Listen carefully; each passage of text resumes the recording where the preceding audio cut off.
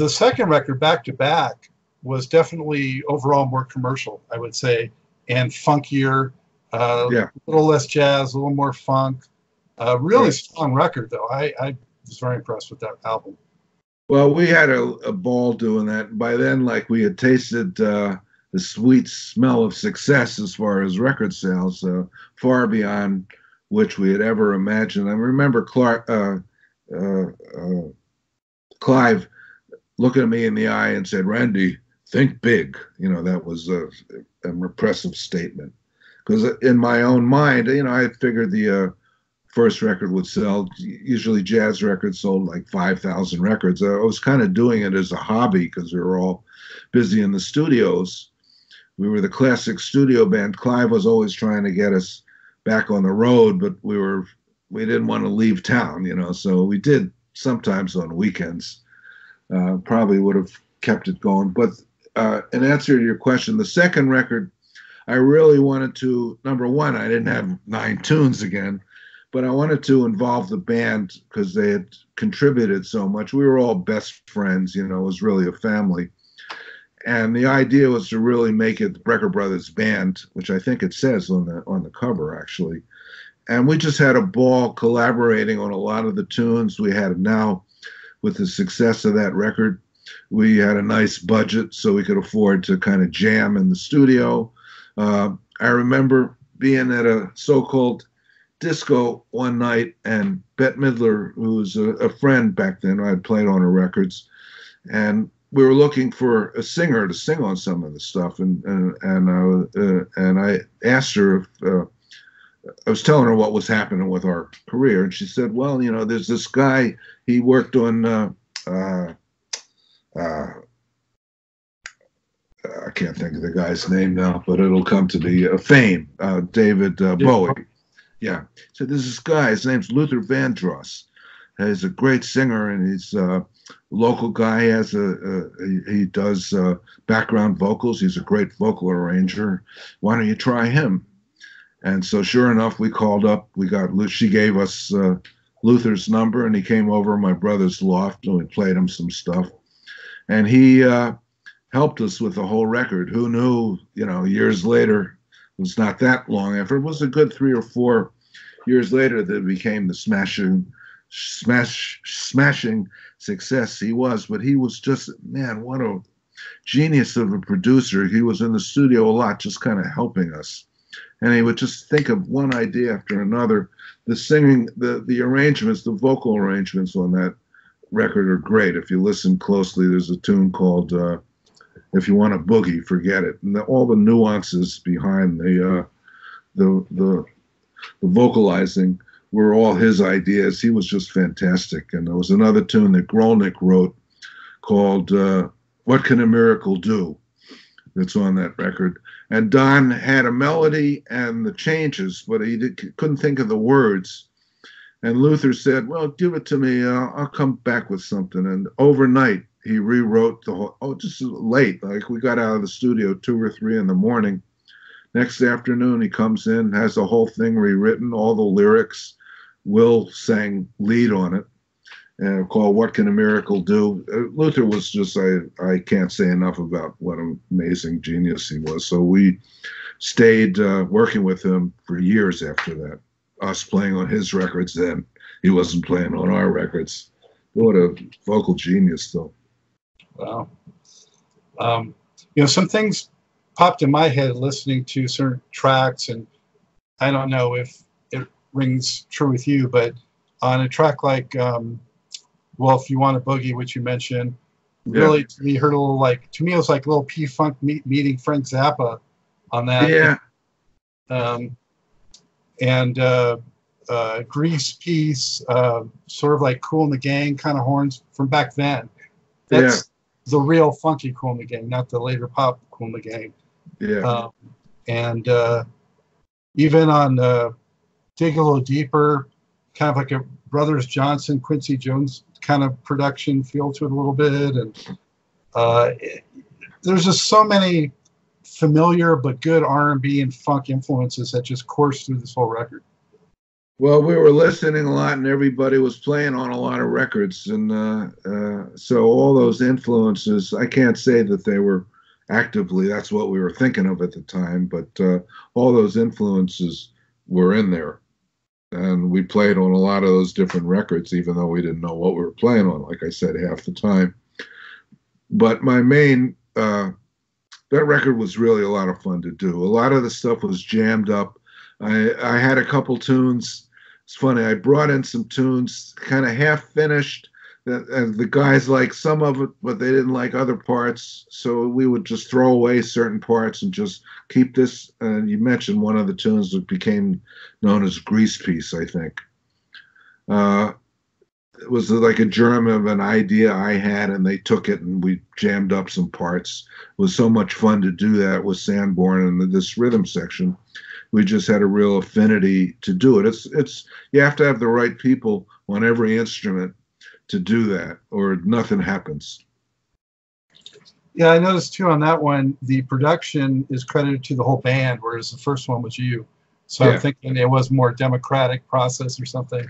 On Yeah, that one. well, yeah, well, that I just went with it. Number one, I'm first one to admit I didn't have the material on a level that I did for the first one because I had been working on the first one for a couple of years. Next thing you know, we're real busy, and every year we have to come up with a record, so it was harder to come up with stuff. So each record was a little different. The third one, maybe had some good stuff on it, but not as it wasn't as consistent as the second one. I think you're right. When I listen to that one, I always have a great time re-listening to that stuff. So many good memories about that. Yeah. The third one definitely had more of a disco influence. Yeah, by then I think we were a little too far. I'll tell you the story behind that one too. We were too desperate to get in on the hit. My mother, I had written one disco tune. My mother wrote the words. I didn't like the tune that much, but she said, well, she came up with Finger Licking Good. That is on the third record, which is called Don't Stop the Music. And Mike had the idea to call to have a producer, and he had worked for a guy named Jack Richardson, very nice guy from Canada. And we flew the idea by Clive, who said, well, I wouldn't think of him for you, but he's a serious gentleman and a serious man, so let's try it. Mike had worked with Jack on a couple things, and he was great, but he was also kind of in it to get some of his people down from Canada to record with us, and he was trying to sell us tunes he owned publishing too, so that got a little screwy on that record. I think we didn't really need horn players from Canada to come to New York. We didn't need an arranger from Canada. So there's some things on that record that really we didn't have too much to do with. It just kind of got out of our hands, so to speak. But there's some nice stuff. I think, if I'm not wrong, Mike had written Funky See, Funky Do for that record, and there's a couple of my tunes that came out good, but some of it is a little too disco-y and just, I don't know. I'm not that happy with the third record. You had strings on there even. Yeah, I don't think I think that was a Jack Richardson idea. And like I said, he was a very nice man. I ended up working for him quite a bit. He would fly us up to Toronto until he passed away, sadly, several years ago. And was a great guy, but he just really, maybe Clive was right. He wasn't the right guy for us at that time. But it's all in the memory bank now. Next record we did was a good one, though. That was well, the Funky See, Funky Do, was that some Bob James influence on that one? Did you say? Well, that's hard to say because it was one of Mike's earlier tunes. I think Bob we were working for quite a bit. I played on all the Taxi cuts and the theme, and Mike was playing with Bob, and we were playing with him live. So a lot of the influences are subconscious. You know what I mean? I wouldn't have thought of that myself, and I don't think Mike was thinking Bob James. He just was trying to write. He always thought that he wasn't talented in the writing division, and we'd have long talks. He thought I had more inclination to write more talent, what have you. And I would counsel him about, it's not that. I just sit at the piano more than you do because you're working on your instrument while when I get home from doing sessions, I don't want to play the trumpet. I can't. I have to rest my chops. Your saxophone player, you can play for hours. So I spend more time at the keyboard just working on music. If you did that too as a composer, don't waste for inspiration. It's part of the craft of being a composer. You'll see you're going to be a great composer in your own right. And he eventually, man, he grew in leaps and bounds, and that I think was his first really successful tune as a writer. And notice I don't play on it that much. When he would come up with, I was good at writing for him and the horn section. He wasn't that great writing for me. So a lot of the times on his tunes, I had kind of a background position. That's one tune, for instance, I barely play on. In fact, I might not play on it at all. But it's a wonderful tune. I have a tape of him whistling it. He was looking for a lyricist, and Chris Rogers, who was Barry Rogers' son, gave me an MP3 of Mike going over to Chris's mother's apartment and playing the tune on a piano and whistling the melody of Funky See, Funky Do up. I don't know how he did it that high, 2 octaves up, perfect whistling intonation like anyone you've ever heard, just perfect. Like I can't think of the name right now, but that was a big move for him. And then eventually he just went on to write some amazing songs that I couldn't even. How did he think of that? How, especially when he went out on his own solo career. He was really could think of things on the instrument. He was married to the saxophone, like that Crescent City tune where using all the octaves. I forget the title of that tune, the New Orleans influence. Some of his tunes were just magnificent. Of course, beside Funky See, Funky Do, we always play Strap Hanging quite a bit. Still alive. We sometimes had to beg Mike to play his tunes. He didn't like Strap Hanging. He thought part of it was corny. I disagree. I'd say, no, we're playing it because people love it, Mike. He'd say, oh, don't play that tune. Don't play that. Another tune, his first tune was great was called Night Flight. But he realized after he wrote it, that's on the second record, back to back, the first tune, Babo Doobie Da, are the same notes as Tony Williams' tune, Vashkar. Like I said, completely unconscious and a completely other feeling. No one ever would dissociate the tune, but when he discovered that, we were not allowed to play that tune anymore live because he was afraid people would accuse him of stealing those first 4 notes, which was completely in his own head. But he ended up being a wonderful composer. Boy, I marvel at the stuff he wrote. I barely could keep up with him. I felt like after Don't Stop the Music that you guys, I don't know if it was conscious or not, but tried to move very far away from that when you did the heavy metal bebop. Only one studio track, but the live stuff was killer. And East River, I really liked that tune too. So. Oh, that was great. Well, the story behind that whole record was the whole record was almost an afterthought. We had done the week with Frank Zappa, whatever year that was. That's just recently released live in New York, I think it's called. Strangely enough, I've really never heard that. We played a week live in New York with Zappa. It was the Saturday Night Live horn section. And my friend Alan Rubin was actually in the Saturday Night Live horn section, but somehow didn't want to do the gig. Maybe didn't pay enough, or I don't know why he didn't want to do it. So they called me. Mike was in the Saturday Night Live band at that time. And Bozio was the drummer in the band. And just great. He would leap off a second-story thing and jump onto the drums, no shirt, and just play his ass off. The whole band was fantastic. And he had some time off, and we had a tour coming up where we needed a drummer. So he asked Bozio to do the tour, and we had a new bass player. His name was Neil Jason, and a new guitar player, Barry Finnerty, who we had known for a long time. And the tour ended up, the band sounded so great. We said, man, we got to record this, which we did. We recorded a couple nights at a place called My Father's Place in Roslyn, New York. And Neil, our bass player, had a tune that he wanted to record called East River. And knowing Clive, to get him to release the live stuff once again, we didn't even have to ask. We knew we needed to have a single on this one, or at least make some attempt to sell the record. And Neil was a pretty experienced studio guy by then, and he knew exactly what he wanted. And we spent hours, days on that tune, you know, with him at the helm. And his partner's co-writer, who was, boy, I can't remember his last name, but his professional moniker was Cash Monet, M-O-N-E-T. We knew him as Ralphie from Brooklyn.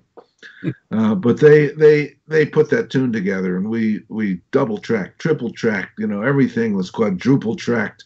Neil really knew what he wanted. And that tune did well in Europe. It became a hit in the UK. I thought it should have been a big hit here. Yeah, it's still... Yeah, I agree. It still kind of holds up. I love listening to that tune. And when we have Neil in the band, we still go out as Brecker Brothers band reunion every now and then. We save it for special occasions. Sometimes we have Neil in the band, who's still playing great. He's out with Brian Furry now. And we do East River closing the set. And it's always, man, it just slams the audience. And when Will's in the band, we do You Want a Boogie, Forget It, or Sneaking Up. So it's a lot of fun when we get the guys together. Some guys from the 90s when we reformulated George Whitty. So we still get out and play that music every now and then. How'd that concept come to you for, you know, calling it heavy metal bebop, and also that amusing cover that you guys did? Well, I have to say, the heavy metal bebop, I think that was my idea. Somehow it's what I think it was a good way to describe the music. Us being really bebop, everyone in the band, even Bozio, you know, I first met him when I first heard him play, was a jazz drummer. He could play like Tony Williams. I heard him as a youngster when I was playing with Horace Silver in San Francisco, way before all the his Missing Persons and Zappa stuff. He was a great jazz drummer. Everyone was coming out of bebop. Neil too, me and Mike, and Barry was, of course, great bebop jazz guitarist, and also was with the Crusaders on Street Life, et cetera, recorded with Miles. So it just seemed natural to call it heavy metal bebop. And the cover, well, it was a strange thing, because that was the art department's, they got the bebop thing kind of right, but the heavy metal they didn't know what to do with, so they dressed up my brother, poor guy, in that space suit, which was really hot, with a head, the head thing on. So he was suffering through that long, arduous photo process. So that's the story behind the cover. But and looking back on it, you know, it has a charm of its own, I suppose. Yeah. So you took a little longer for the next record, I think. And actually, it was almost like 3 years between full studio albums. So is it just you guys were so busy with other projects, or did life intercede some kind of way? Yeah, I think it was all of the above. You know, we're really busy. We were getting older. It was just, life started getting in the way. I started to write for other people, and it was harder to get material together. I don't recall it being that long, 3 years, but the fifth record was George Duke and was involved, which was a great idea, Detente. And I think we also had, come to think of it, some disagreements with the record company, you know, has happened. So that was why we called it Detente. We kind of patched up our differences. We didn't think they were paying us what they should, and I think that was part of it. There was some things we had to iron out, but also that Mike, I like that record though too. There's some real good Michael Brecker compositions on that, and George was a joy to work with. He was just an expert producer. Tommy Vicari, wonderful engineer from LA, was along.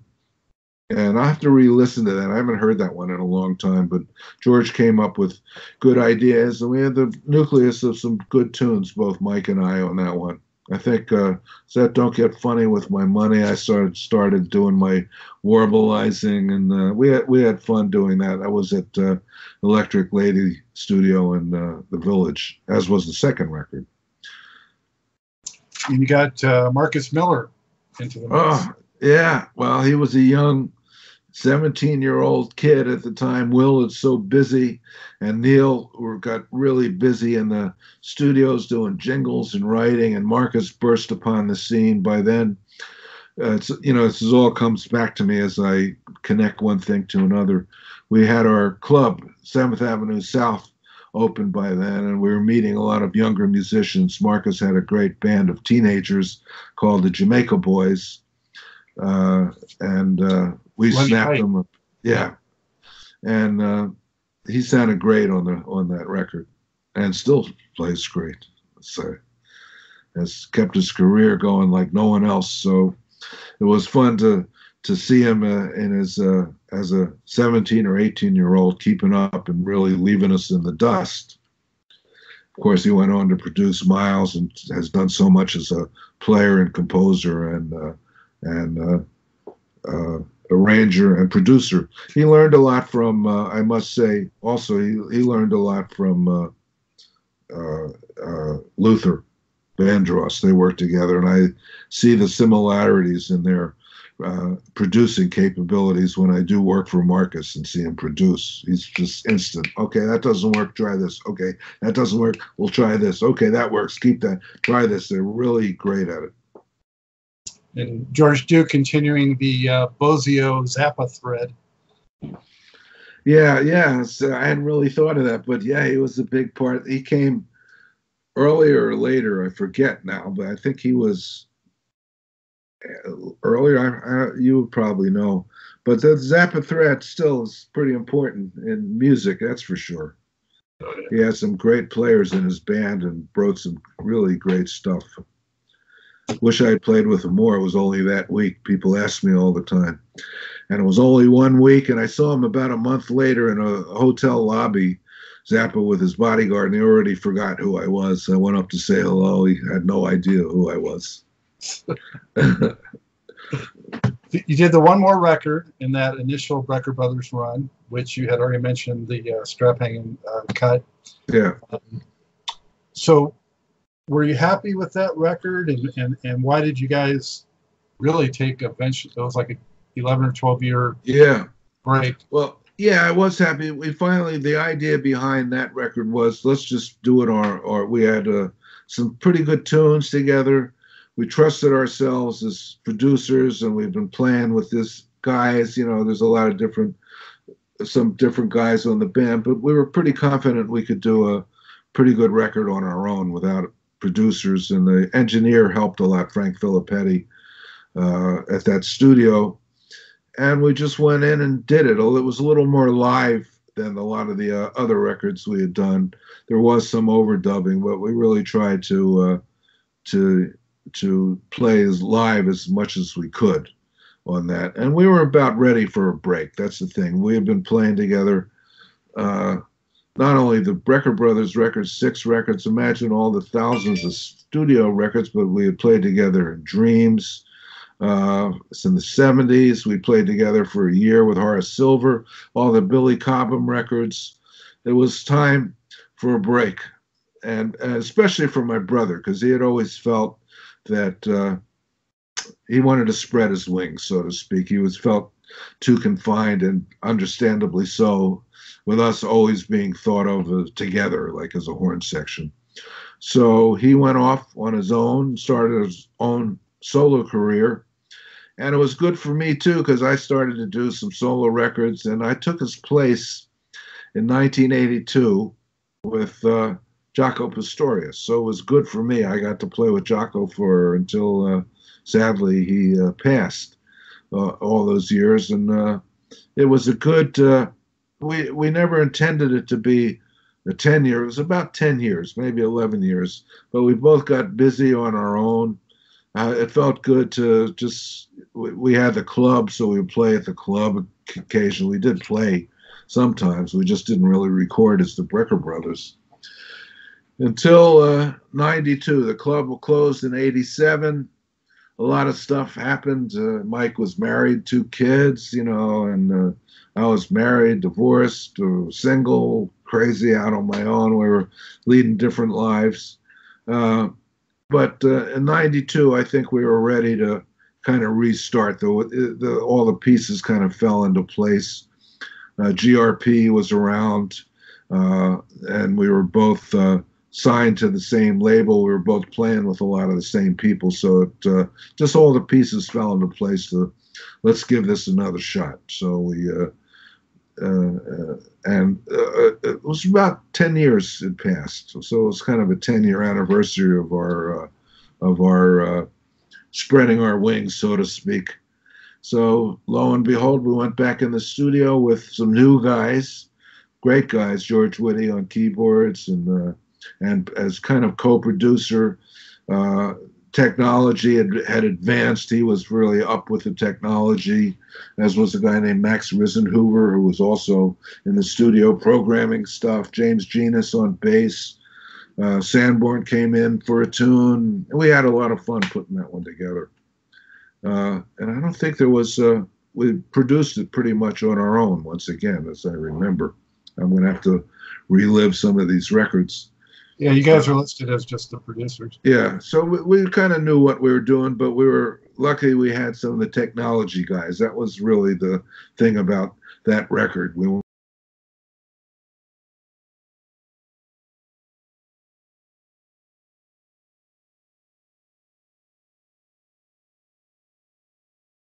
on there. And George, particularly, who I still work with, whose birthday happens to be today, I just recorded something for him in our home studio this week. We still play together and do a lot of projects together. He's doing great, I'm happy to say. And he was really responsible for producing a lot of Mike's solo records along with Don Grolnick, and really helping me on a lot of my projects, solo projects, to this day. You not only made the change with technology, I mean, almost seamlessly, because it was a very strong record that just really picked up where you guys had left off, but also the CD era. It was a very long runtime coming. Oh, yeah. You had been doing. Yeah, well, I happened to be in Japan with Jaco, and we went to Philips. I forget what year this is. I'll have to look it up. It was mid to late 80s. Myself, Peter Erskine, and Jaco went to the Philips factory, and they held up this piece of technology.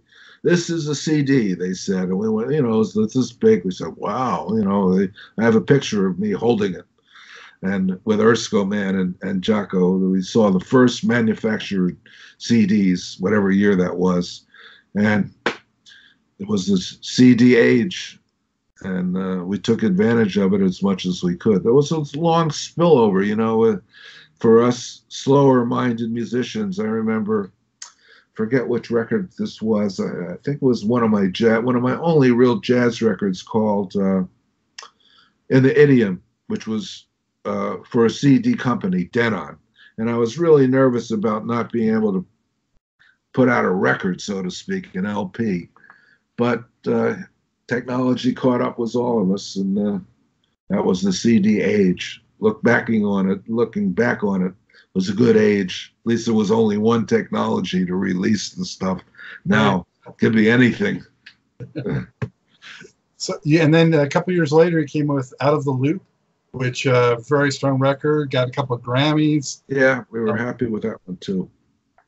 And I think, you know, Mike's growth as a composer really helped both of those records, so it wasn't all more dependent on me. And it also grew a lot as a as a player, producer, just all around musician. I mean, it was the EWI, the advent of his playing the EWI. He was just so far ahead of everyone, including me. I am the first one to admit it.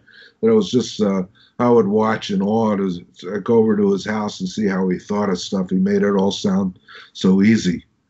So it was really a great journey together we had. I miss him so much, but at least I have his music, and can look at him all the time on YouTube, and just always revel in his artistry.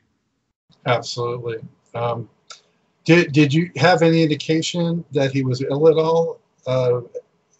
When did you first become aware of that, or did he? Well, he passed away, if I'm not wrong, 13 years ago, and I'll never forget when I first found out that there was something wrong. We were supposed to leave on a Monday and go to Russia, where I had been going for several years, playing with a guy who's become a great friend and is a great musician, Igor Butman.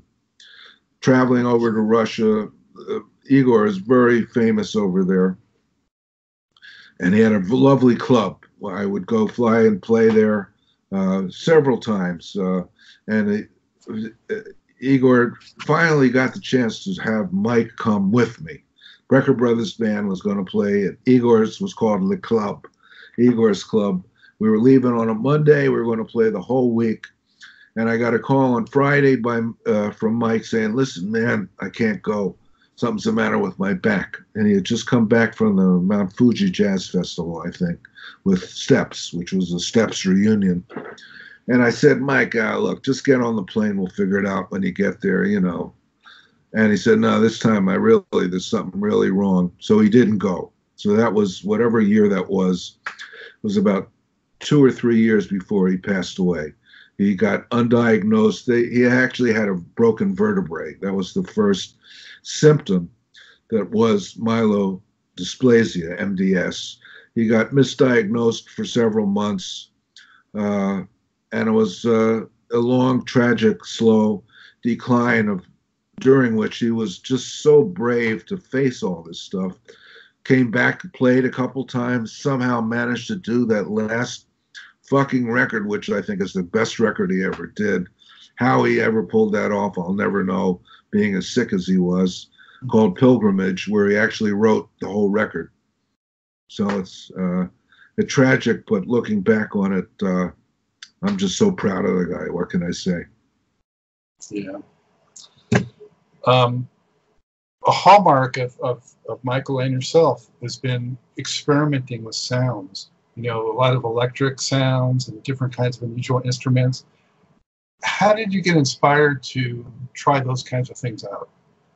Well, that goes back to Dreams, 1969, 1970. This has a good story attached to it, too. We had John Abercrombie in the band. And, I had played with a lot of jazz groups, but I had started out in Blood, Sweat, and Tears, where there were the horn section. We could never hear ourselves. They were so loud. I remember playing with Buddy Miles and that band he had at the Cafe A Go-Go. I was thrilled to play with him, but it was so loud I couldn't tell what notes I was even playing. And that was generally the case. You could barely hear yourself. All the rhythm section had big amps. Eventually, Condor came up with a thing called Hammond. Hammond technology, Hammond organ technology, came up with a thing called a Condor. It had kind of gurgly. First of all, we bought pickups. Marcus Berry pickups came out where you could attach electrify your horn, just the amplification of your horn, so to speak. Play louder through the sound system directly instead of going into a mic where you needed the monitors. But at the time, we had John Abercrombie in Dreams, who was a wonderful jazz guitarist and creative guy, and always felt that to be a rock guitarist, he needed a wah-wah pedal. So on every tune, he had a wah-wah pedal. And one rehearsal, he didn't show up, but the pedal was sitting there, and we had quarter-inch jacks for our Condors, which, like I said, you would press these drawbars and would have like kind of an order. They were all terrible effects, underwater sound, like or some kind of reverby. They're not good effects, but I plugged in the wah-wah between myself, the Condor, and the amp, and man, the wah-wah sounded great on trumpet. I'm going, wow, man, this is great. All due to the fact that Abercrombie had left his pedal there and didn't make the rehearsal. And we were playing a lot at the village gate, and Miles would come down and hear us. He'd never talk to us, but he'd sit in the back. Village gate was a big club on Bleecker Street. And everybody, you could hear, Miles is here, Miles is here. And you could see him back. He always sat on the same spot. And I had my wah-wah.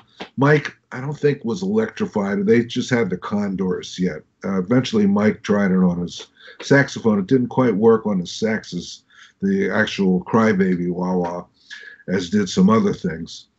But for years after that, after Miles started using a wah-wah, I'd run into his road manager, late great Jim Rose was his name, and he'd always kind of chide me saying, "Hey, it's that wah-wah, you're just trying to sound like Miles." And I'd recount him the story, just like I told you. Was Miles shortly after that went in and did Bitches Brew. Billy Cobham was in Dreams, and he used Billy on Bitches Brew, although at the time Billy didn't get credit. And I would explain to Jim, it's no big deal, but in jazz history, but I was actually using the wah-wah, and Miles would come and hear us. And cut to several years later, we had the club, 7th Avenue South, and I found myself standing next to Miles one night. I had never really met him, so I held out my hand. He was standing right in front of me and said, "Hey, I'm Randy Brecker. I said something stupid. I'm a big fan or whatever. Just wanted to meet you." And he just didn't say anything. He just stared at me. He had shades on, and I said, "Okay, thanks," and went downstairs where the bar was, started having a couple drinks. And about an hour later, I heard a little whisper in my ear, and I hear, "I love my wah-wah. You love your wah-wah." And he split. That's the first thing he ever said to me. And then he started coming back to the club a lot. But that's what started the whole, between all of us, the whole electric thing. It was mainly so we could hear each other and hear ourselves as a horn section. But a lot of the effects, some work better on trumpet, some work better on saxophone. Mike started using a funk machine. That was like an automatic. That sounded great on tenor. And we enjoyed just utilizing other sounds would lead us into other directions improvisationally, just working with the sound. I had a thing called an echoplex. I could play with one hand and kind of do like bend notes, and between that and the wah-wah, I got some good sounds out of it. Now, of course, everything is digital, but I still, in certain situations, like to use effects, mainly to hear myself, but to also cut through some live situations where there's loud guitars. When I play with Mike Stern or Billy Cobham or things like that, it just kind of assists me. Well, it's not just the virtuosity of you and Michael, but I think, those colors and unique flavors that you added just, are part of that whole Brecker Brothers magic and picture. Yeah, it just was kind of there, It's not like we had a brilliant idea, It's just circumstances. It's wild how these things unfolded. It was just a wah-wah sitting there. It's wild how these things unfold, and people think, "Oh, so brilliant." But it was just kind of happenstance, though, everything. I mean, we could deliver when we had to deliver, I'll say that, right. But we were there, when a lot was happening. It was just fascinating. And you came back just a few years ago and did a tribute album to Michael, reunited some of the guys. Yeah. That must have been quite an experience. Oh, yeah, it was. And like I mentioned earlier, we still, with the core of those guys, still go out. It's like kind of save it. We don't want to do it too often, but it's a lot of fun. We did the Jazz Cruise last year. We just came back from Camden, where we played a nice gig outside with Barry Finnerty. I'm trying to think who was on this gig. A young bass player named Alex Claffey from Philly, who was the only guy that hadn't been with the band. Will and Neil usually do the gig, but they were busy. George Whitty on keyboards.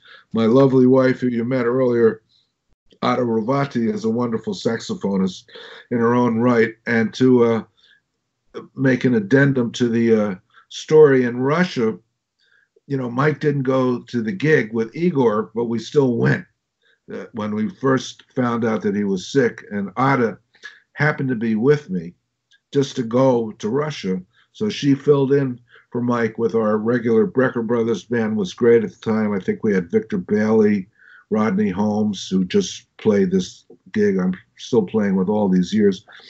And we played a week at Igor Boutman's club, Ada playing saxophone. She sounded nothing like Mike, but really held her own. She has her own thing going. And that kind of, after Mike got sick and could no longer play and sadly passed away, I always had in the back of my mind to, you know, it sounds like the Blues Brothers, but for special occasions, I think it's part of my legacy and Mike's to play that music again. So we still do it. And Ada sounds great. She has some effects. She doesn't try to sound like Mike, and she has a special place in my heart like Mike does and did and does. So it's a special thing to play with her. And it's great that we can do this every now and then. It is fantastic. On this record, though, the reunion record, I felt like there's still some departures from what you had done before, a little more blues in places. And you had that great tribute song to Mike. And even like a smidgen of hip hop, I thought. Well, you got to go with, you know, the times. It all rubs off. So we're trying to still keep it current, so to speak, and just bounce things off each other.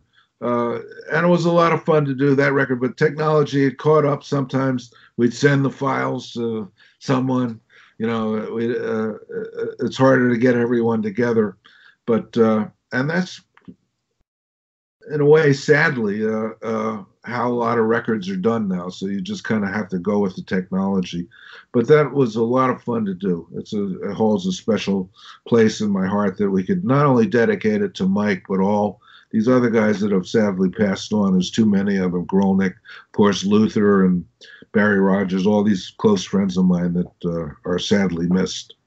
Absolutely. So it was a nice thing for us to do. We were really happy with it. And who is Randroid? Well, that's another whole long story. And as I get older, it's harder to pull them off. But let's see. Well, number one, I always wrote lyrics to a lot of my tunes. And I got that idea from Horace Silver, who wrote lyrics to all of his tunes. And we'd be in a car and Horace would be writing down ideas. And once I got so that was the germ of writing lyrics, even to tunes that lyrics you'd never heard from the first Brecker Brothers record. It's a tune called Rocks on there. I wrote lyrics to the intro. There's a lot of them people haven't heard. But I was doing a gig in Japan years ago with a Coltrane tribute band. Gary Bartz was in the band. I always tell this story. It's how the name came up. And he'd come over to me early in the night and say, "Randroid, are you in there yet?" And he'd look me in the eyes and say, "No, you ain't there yet. I'll come back and talk to you later." Then a couple hours later, after we'd all have a couple drinks, kind of at the end of the night when it was hangout time, say, "Randroid, okay, you're in there. Let's go hang out." So I kind of kept the name and made up a fictional character. There's a record called, I'll probably have to send it to you. I haven't heard it.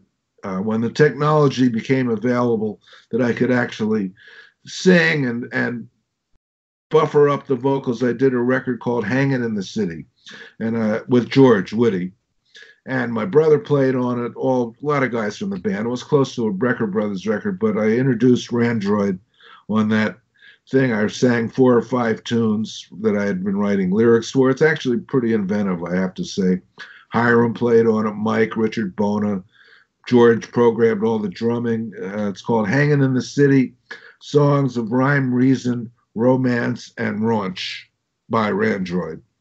And I got a little mileage out of that, I must say, because I could kind of carry it off live, some of the tunes. We did some tours with that alter ego in person. I'd put on sunglasses and do a rap, and, you know, it was fun.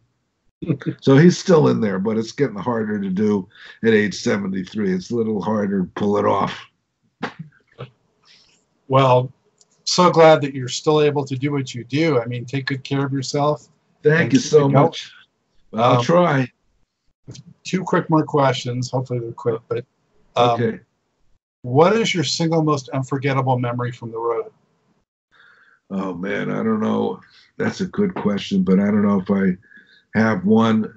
The overall thing is just waiting for the gig. I mean, I don't know if I have one memory, but what you do as a musician, the other 22 hours of the day, you're asleep some of the time, but you just live to play that gig. And the 2 hours of absolute pleasure to play live music for people never leaves you. Okay, I don't know, this one there's a lot of stories, but one comes to mind, the things that happened. I was playing at somewhere in Italy. Italy, a lot of screwy things happen. It's a great place to eat, and my wife's Italian, so she can vouch for me, but sometimes it's the way the money is doled out. Always things are kind of last minute. Big concert, and thousands of people out there, and we're on stage. I'm counting off the tune. And as I'm counting off the tune, the promoter, this young lady, comes over to me and whispers in my ear, "They don't have the money." What was I said? Thanks for telling me now. Okay, so we did the concert, and I got my tough guy image up after the concert, and there was an office, and I kind of burst in the door to demand my money, and there were 4 or 5 guys sitting in there, each with a neck, out to here. Immediately, I knew I better just walk back out the door. We eventually got the money, but crazy things happen all the time. Just last week, and then I'll shut up. I was playing in Russia, and hadn't really warmed up because I was told that the big band I was playing with was going to play 5 tunes before I came up. So I kind of was in a tent backstage, was outside, and I was going to warm up after they started. And I'm sitting back there, I'm about 100, maybe 200 feet from the stage, and I hear them announcing me in the audience going, "Yeah, yeah." And I still thought the people around me said, "No, that's a mistake. Don't worry, they're going to play first." So I sat there for a while, maybe 10 minutes, and then I was clapping like this, and then there was silence, and I started saying, something is screwed up here. I better get up there. So I grabbed the horn. No warm up. You have to warm up before you play. Ran out. It was 100, 150 feet up this long thing.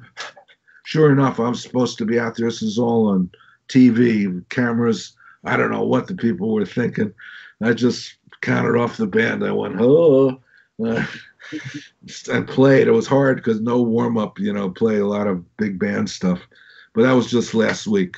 So that one comes to mind. What do you think's the biggest crowd you ever played before? Well, the biggest one that I remember, because I have photos, and back in the 70s and early 80s, when we went to Japan, we would play baseball stadiums with the Oryx Jazz Festival. So there might have been 50,000 people out there. Yeah, there's some videos of that with myself, Freddie Hubbard, George Duke, my brother, Joe Henderson, Joe Farrell was the horn section, Peter Erskine, like I said, George Duke, Alfonso Johnson, Robin Ford. We were Fusion Band D. It was the thousands of guys on this festival, Benny Goodman, from all periods of jazz, and you'd play for literally a baseball stadium full of people. That doesn't really happen anymore. Yeah, wow. As you look back, Randy, on all this amazing music that you've done and all the people you've worked with, what would you say you're most proud of accomplishing? I would say overall, just to be able to still play the trumpet. I still love to play it. I have to put a lot of time and practice every day still, maybe more than I used to when I was younger, where I could just kind of blunder through everything. But if there's one thing, I think I always go back to those 9 tunes on the first Brecker Brothers record, because it instigated so much. I had no idea. I just was writing, was hoping to get a record deal, sell 5,000 records, and it so much happened as a result of those tunes, as far as Brecker Brothers and jump-starting our careers. It was just fascinating. So I think if there was one moment or one thing, it was that year where I wrote this stuff, and where that whole those pieces all fell into place. Thank you, Clive Davis, and all the great guys in the band, all my good friends. It was just all the right places were in peace. All the right pieces were in place. One of the two, yeah. Yes, starting to blurble here. Awesome. Hey, how can folks keep up with, where you're playing and keep track of you? Well, thank you for that. Well, just go to my website, randy@randybrecker.com. I got a recent record out, which it did really well with the NDR Big Band doing tunes of mine from different periods, featuring my wife, Ada Wolfie Hafner, a great German drummer. It's called Rocks.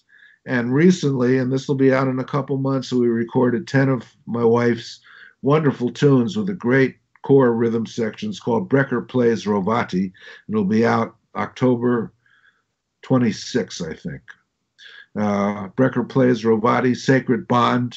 Our 10-year-old daughter sings a little on it. Stella, great band with Jim Beard, Dave Kokoski, Alex Claffey, young guy, like I mentioned, on bass. Rodney Holmes from Brecker Brothers on drums, and Adam Rogers on guitar. Cafe on percussion.